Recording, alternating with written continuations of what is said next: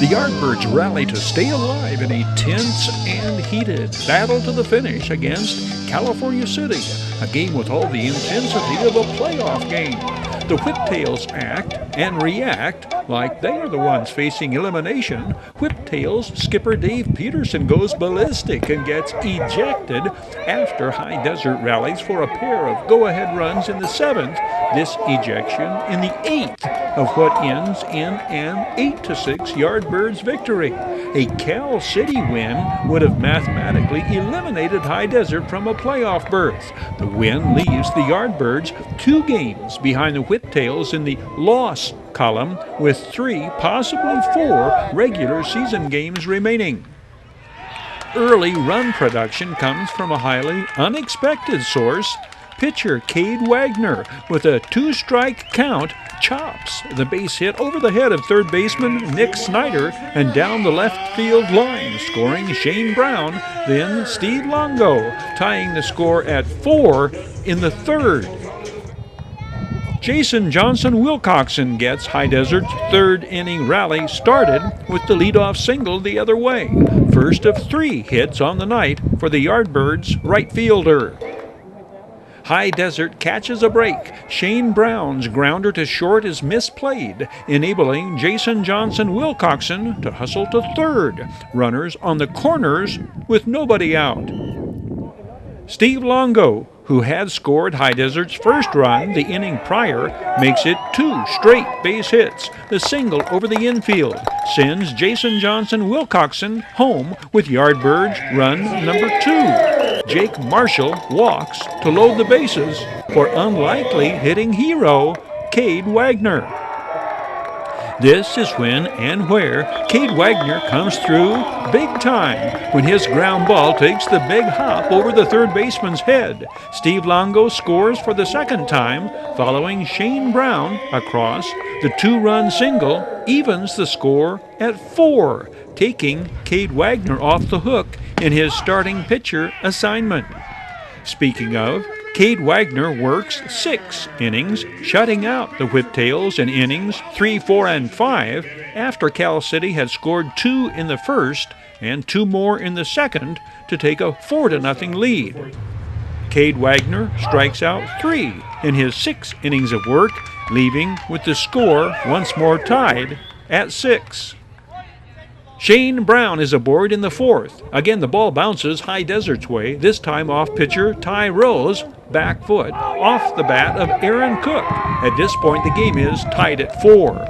From this vantage point, we see the hard shot glance off the back foot of Ty Rowe, scored as a base hit all the way for Aaron Cook. 2 hits on the night for the Yardbirds middle infielder, and he will enter the next day's game with a .314 batting average.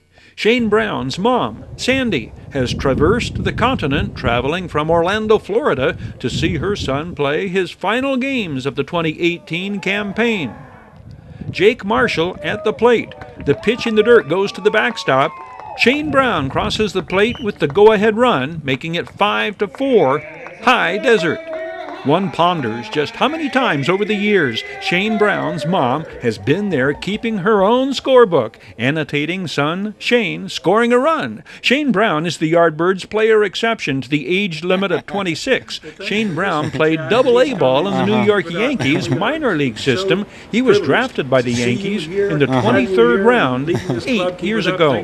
Yeah, I'm having fun. Thank you. The Yardbirds take a 2-run lead in the 5th. Johnson-Wilcoxson drives it into the corner, enabling Ronnie Grant to score easily from 2nd. This camera angle gives you a better look at left fielder Eli Roundtree's valiant attempt to make a diving catch.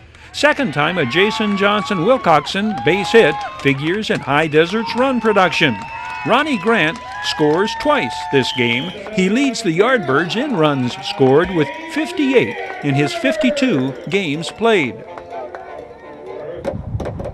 Ronnie Grant drives it down the line in the 7th. 17th double of the year for Ronnie Grant, tied for the team lead in doubles with Kent Blackstone.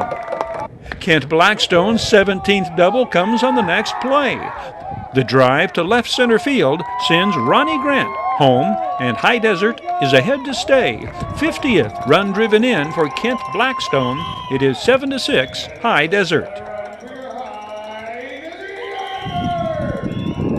Jason Johnson-Wilcoxson comes through again. His third hit of the game enables the speedy Kent Blackstone to score easily from second. When you combine the runs driven in totals by Jason Johnson-Wilcoxson under that name and under just Jason Wilcoxson, he has 53 and leads the Yardbirds in the RBI department.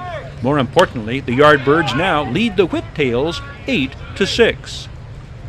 Greg Gosden follows Kade Wagner on the mound and throws 2 scoreless innings to earn the win. The matter of the all-important save is left up to Avery Brandon, who records 1 strikeout in the 9th. Whiptails All-Star shortstop Scott Stetson. That is Avery Brandon's 24th strikeout in 26 innings of work. Avery Brandon induces 2017 Yardbird Whiptails catcher Peter Penna to lift the high pop-up put away by Yardbirds second baseman Steve Longo. Avery Brandon's team-high 8th save is in the book. High Desert's 29th win of the season leaves them needing a win against Bakersfield the next night to pull to 500 on the year and keep playoff hopes flickering. The Community Table Restaurant Online Sports Report. Action highlights brought to you by the Community Table Restaurant in the Holiday Inn in Victorville. Where every Thursday, it's all-you-can-eat popcorn shrimp for just $9.95. Terry Kurtz here, throwing you an invitation to catch the 30-minute action highlights program, your High Desert Sports Report, showing daily on the Victor Valley Television Network, VictorValleyTV.com.